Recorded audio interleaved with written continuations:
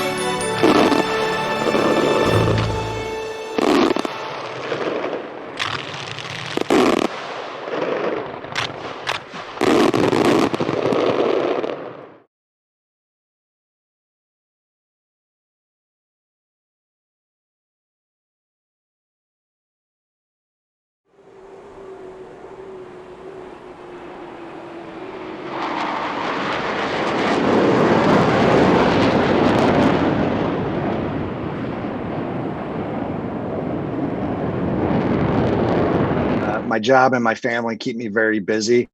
Most of the time, if I'm not working, you'll find me at home playing with my kids or hanging out with the wife, and we like to go do outdoor activities, you know, kayaking or biking or hiking, and just enjoy spending time with them when I'm not at the office.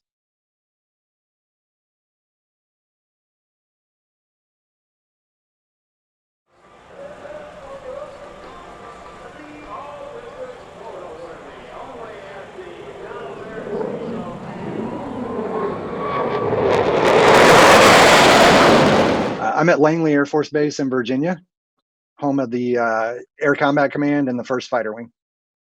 Well, I fell into it, and I feel like I fell into the greatest job in the Air Force, if not the DoD. I had a remote to Korea, and I was over there, and I knew I had to follow on to Langley, but I didn't know what my job was. And my deputy, Tebow, who was the acting branch chief at the time, wrote me about a month before I came here and said, "Hey, you're going to be the chief of aerial events." And I said, "That's great. What's that?" Come to find out, I've been very fortunate to be in this job for 4 years now and gotten to do amazing stuff, to include the 4th of July flyover. But Air Combat Command is the only entity in the entire DoD that has an entire shop assigned to aerial events. And it's because we have a large preponderance of the assets as far as the single ship demo teams. We're also the liaison for the Thunderbirds. And so I have a staff of 7 people who work for me that do phenomenal work and really keep the engine running and enable us to do the large scale events like the 4th of July.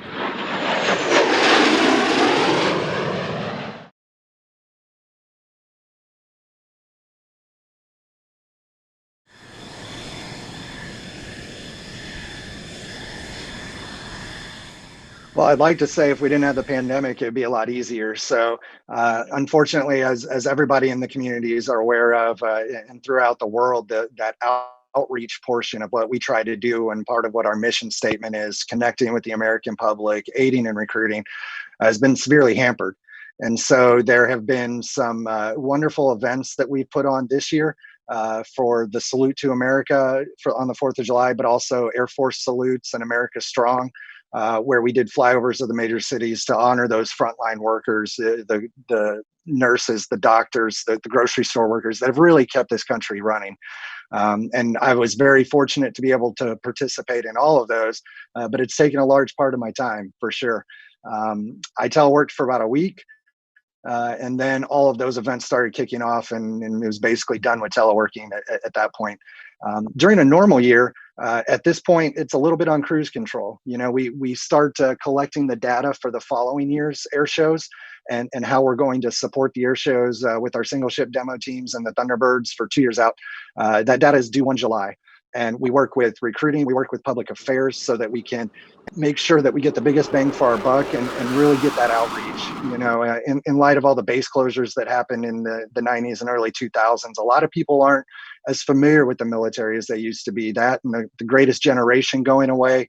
Our job has become that much more important to really reach out to those people who may not be as familiar with the military as they might be. But we'd be starting to collect that data, starting to put it together so we could release it in December at the International Council of Air Shows.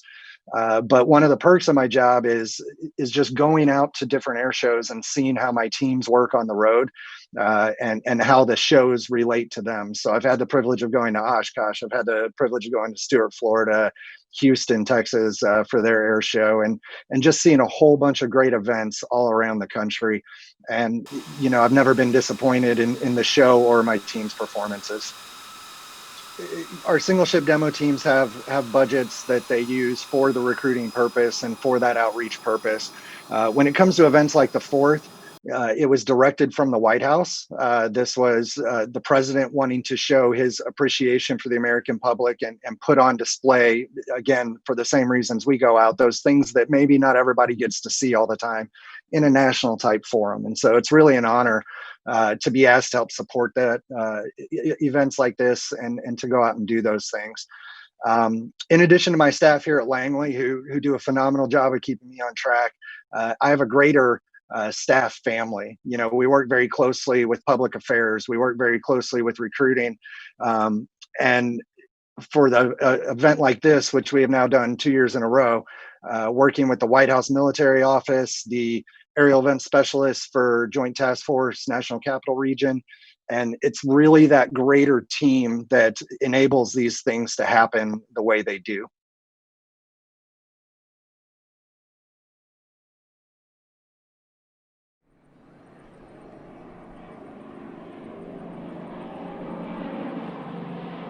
Having a fully manned aerial event shop, we get a lot of these things to where we put our brains to it and try to figure out what we want to do.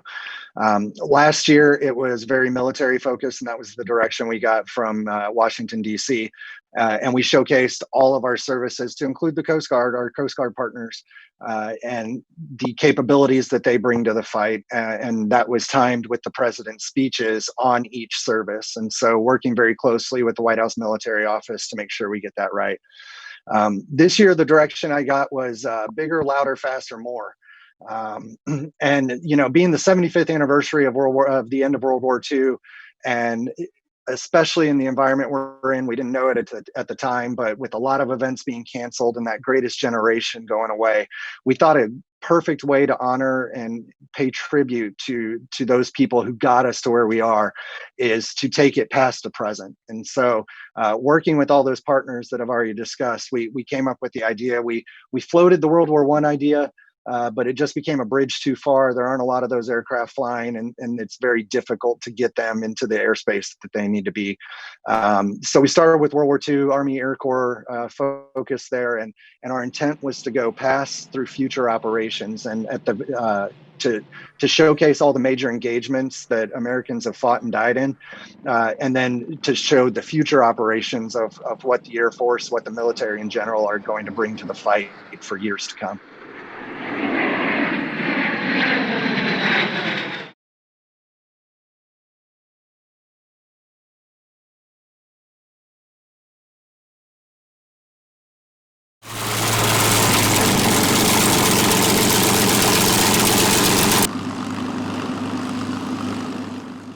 The planning is almost continuous. It's ongoing. We've joked about it. We've already started talking about what we're going to do next year. So when you have events like this and all the interagency partners you have to work with the FAA and the Secret Service and all of those entities, it takes a long time to get to a yes answer for things that are normally a no answer for other people. I believe we first kind of started getting serious about this in January, working with the White House Military Office and Joint Task Force, National Capital Region. And kind of a couple emails started flowing at that time. We had our first actual in-person meeting on this with Secret Service and Capitol Police and FAA and all those other entities on March 1st. And then COVID hit just like it did with everybody else. And so, unfortunately, my job takes me to DC fairly regularly, several times a month, and I was going to seize those opportunities to be able to have in-face meetings, and that just didn't happen. And so, with the teleworking, with the Zoom, with everybody trying to get used to what is unfortunately been phrased as the new normal, at least for now, it really slowed things down from where I would have liked to have been. So the other thing that slowed things down was just a lack of full understanding of what the capabilities that would be brought to the fight. And I know that, in your interview with Connie and from her perspective and Wayne's, this all came together very quickly. It actually started well before, but with all the changes that were happening, both on the military side and the civilian side, a lot of those fine details that are very important didn't really come to light until a week or two prior. And in fact, working with the leader of the free world who has the stage and the podium, we work very closely with their speechwriters to try to determine the amount of time that it would take because we have to bring the warbirds forward from their holding points. And the speech timing was changing up to 10 minutes prior to the president actually walking out of the building. And so, when we say we plan early and plan often, that is very much the case for something like this. A lot of the groundwork was laid early, but a lot of those details didn't really come to fruition until the end.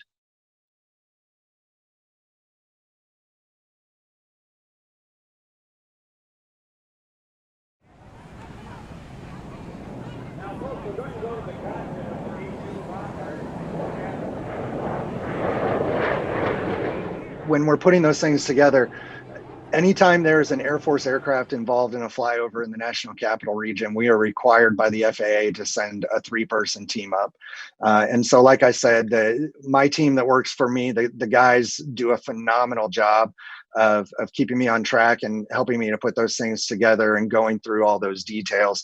But I would say we're used to it. Unfortunately, due to COVID, we haven't been doing a whole lot, but we do quite a few funerals at Arlington National Cemetery every month in the summer. We support the Nationals flyovers in Washington, and we support their flyovers as well. And so we have the basis, but when it comes to working with the warbirds, I'm very fortunate. We also, from the military side, help manage the Heritage Flight Foundation.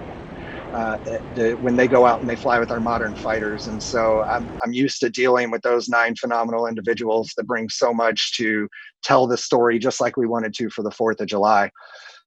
What became harder was I am not an expert by any means, but I consider myself fairly familiar when you're talking about World War II type fighters as far as airspeeds and capabilities. But when you start putting in those other pieces, the bombers and the cargo planes, those are aircraft that I'm not as familiar with. And so there was a lot of back and forth. We adjusted the formations multiple times. At first I had P-51s flying top cover for C-47s. In order to do that, the C-47 was maxing out and the P-51s were hanging on the blades. And I just didn't feel like that provided the amount of safety that was required. And so we juggled the formations. But that's when you talk about the smart pack and the briefings, that's why we put so much time and effort into it, because we want to present this magnificent show for the American public and let them see what we have. But if we don't do it safely, then no matter how much work we put into and no matter how much time we spend on it, it's all for naught if somebody doesn't come home that night or if we crash one of those beautiful historic airplanes. And so putting that time in ahead of time is really where we make our money in making something like this go off.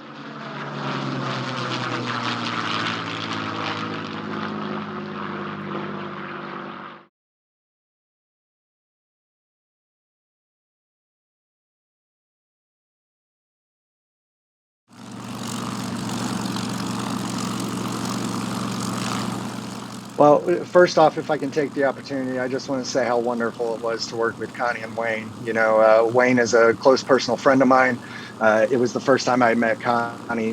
This job has just afforded me to work with some of the greats. Ralph Royce, Wayne Boggs, Rob Ryder, Dano McLaren, ICAS Sword of Excellence winners and Hall of Famers for our industry. And I was so thankful when they came on. I really wish they could have come on back in March, because that would have taken an awful lot off my plate. But once they were brought on board, it enabled me to take a lot of those civilian things. I had started the waiver process, I had started the exemption process, but when you're dealing with 64 airplanes coming from all over the country, it was very much a relief of mine that if it didn't start with Department of Defense, that I could just push towards them and let them handle it and know that it was taken care of. And so working with professionals like that is just phenomenal. And I'm very honored and privileged to have that opportunity. When it comes to the military, most of the military pilots were not handpicked. We have our single ship demo pilots, we have our Thunderbirds that are definitely handpicked individuals. But I think that's just a tribute to the professionalism in the military, and not to say you don't have that in the civilian world. But we trusted those units to pick the right people for the job.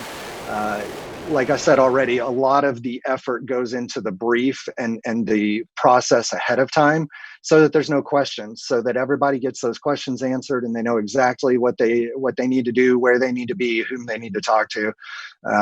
I've had the privilege of being an instructor in pilot training twice now, once in the T-37 and once in the T-38.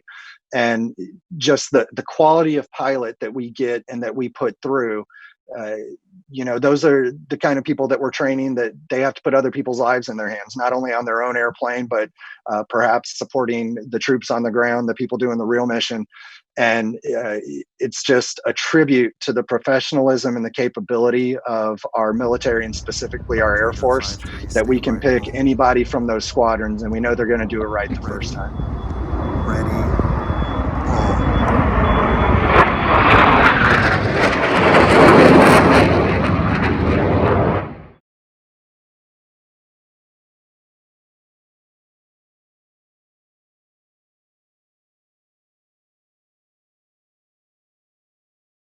I think one of the hardest parts of this entire event was it probably came across almost as I was playing I Have a Secret. And the reason it probably came across that way is so many things were changing so last minute that I was nervous about putting the information out and then having to try to recall it for 64 different airplanes. You're talking over 120 air crew.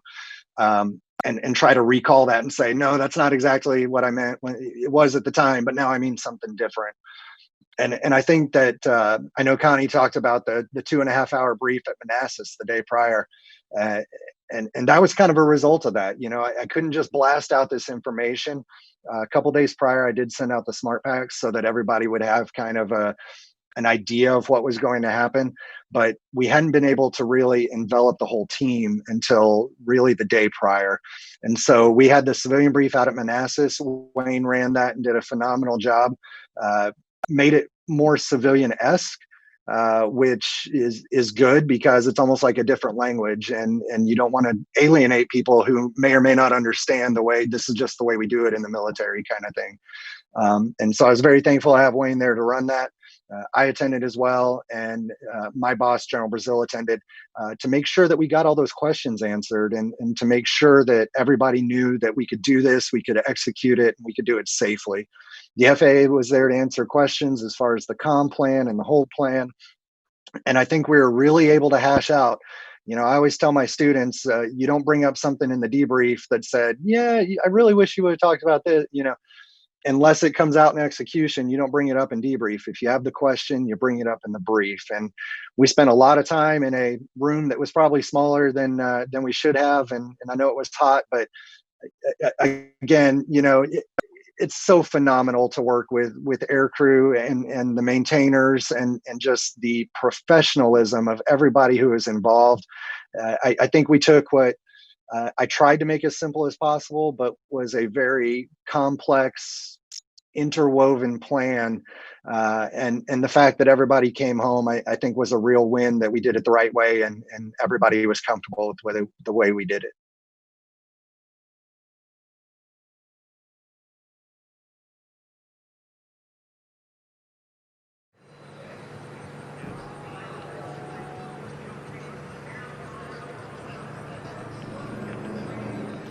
Well, like I said, the plan came about with the past to future, and with the specific emphasis starting 75th anniversary of the end of World War II.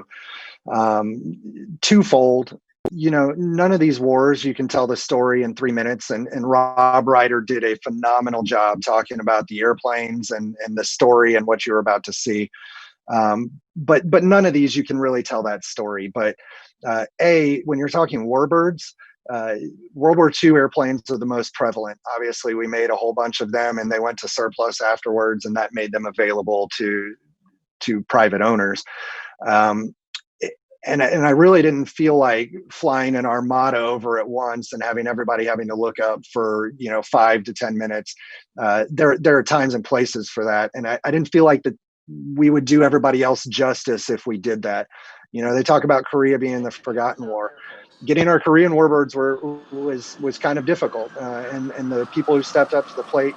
Connie talked about it. Unfortunately, we lost the F-86, but those who stepped up to the plate and really made that happen, that was special to me, because I didn't want it to be the forgotten flyover either. Um, but when you're talking the quantity of warbirds, World War II is the most prevalent. And I thought on the 75th anniversary, kind of splitting that into the two different theaters to really pay tribute to people who fought all over the world was the right thing to do. So we started with the Atlantic Theater, with D-Day and the coming in of the C-47s and the War of Europe ending first. We proceeded to the Pacific Theater, and you see a lot of the same airplanes. I was hoping to have both B-29s. Unfortunately, that just didn't work out, but we got one of only two flying B-29s in the world over top. We got one of what I believe is only 6 B-17s still flying in the world over top. And we really got some really phenomenal aircraft to help tell that story. There were repeats on the C-47, but you talk about flying over the hump in Indochina, and just the stories are so, there's such a myriad of stories that you can't tell every one. But I really felt it was important to pay tribute and honor to those men and women who are unfortunately going away. From that, we moved on to Korea. Like I said, that was kind of the hardest one to source. But unfortunately, or fortunately, we got the beautiful A-26 out of Enid. We got the F-4U coming up from Mississippi, and we were able to take one of our P-51s that, they flew F-51s in Korea as well.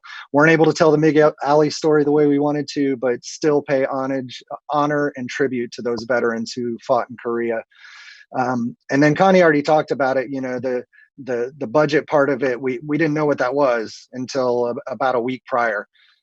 When I first started this back in March, as you already alluded to, I kind of sent out a shotgun email. I don't know everybody in the community, but I have a lot of contacts that I've made through ICAS and everything else, and I kind of just said, "Tell me what it would be," because I haven't been given a budget. I collected all that information, and then I provided it to the White House, and I said, "If you wanted everything on this list, it would cost you this. I think we could tell the story with this." Um, and they said, "Yeah, sounds great. We're working it. It'll be there." And it was there, and I was very thankful it was, and I know that came from some very generous donations. Jim Hagedorn, we all thank you very, very much for making this possible. Listen, it was my pleasure. It was a lot of fun dive bombing the White House. It was a great time, and so Scott and I were happy to participate in it. Well, we all thank you. It was a real pleasure. All the crews, thank you. Once we got into Vietnam, based on budget and based on the mighty Buff and the mighty Huey still flying, and the Cobras and the Chinooks as well, we transitioned from warbird pilots to all active duty military at that point. And then from Vietnam, moving on to Desert Storm, honoring those veterans who fought and bled over there, and then moving on to Global War on Terror, and then to our future operations. And so, all in all, like I said, there are millions of stories to tell, and I wish I could have told them all, but I felt like we did the best job we could within the constraints we were given to really honor those not only veterans but the civilians back home. You talk about World War II and the Victory Gardens and not being able to get tires and reusing pantyhose for women and just things of that nature. Everybody does their part, and I really felt like we did a outstanding job honoring all of America and what they have brought to help make this nation as great as it is.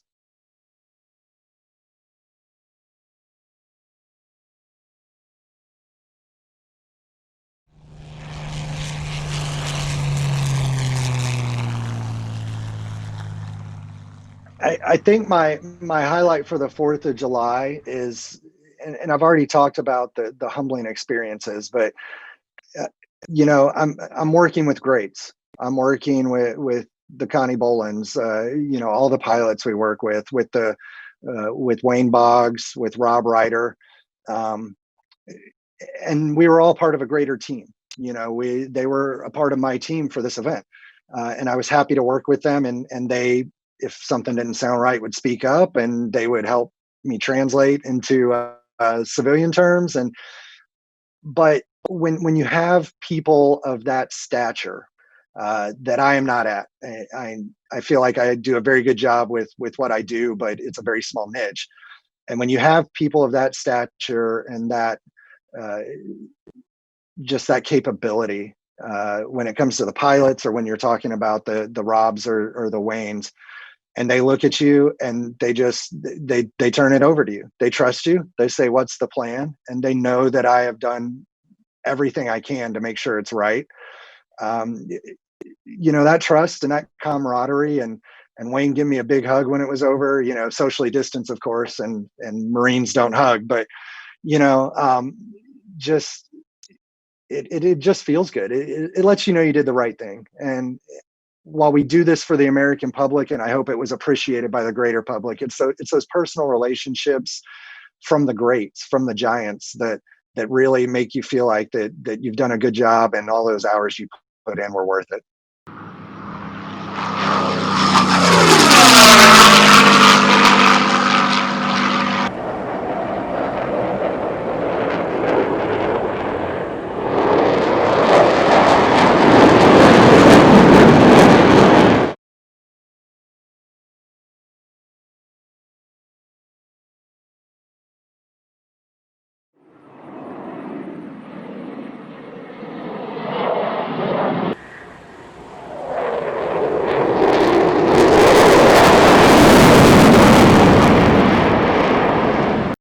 I've this job has been phenomenal. It's enabled me to do things that I never would have dreamed of. I've met the leader of the free world.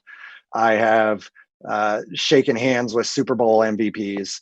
I have controlled the flyover at the Home Run Derby, the Indy 500. I've gotten to do things that I never would have dreamed of, and are just amazing experiences. But I'll tell you, the thing that means the most to me, and my single ship demo guys and gal and the Thunderbirds get to do this way more often, and I know it can be tiring, especially when you're flying a demo. What I love is going to an air show and seeing that little one who may not know what they too young to know what they want to be when they grow up, but they're just in awe of these airplanes. When I was about 7 or 8 years old, the Thunderbirds came to Dyess Air Force Base, Texas. And I can still tell you, it's one of my earlier memories of going out on that ramp and having that advanced pilot crawl up in the cockpit and let me crawl up on the ladder with my dad behind me, and him just showing me the cockpit of an F-16.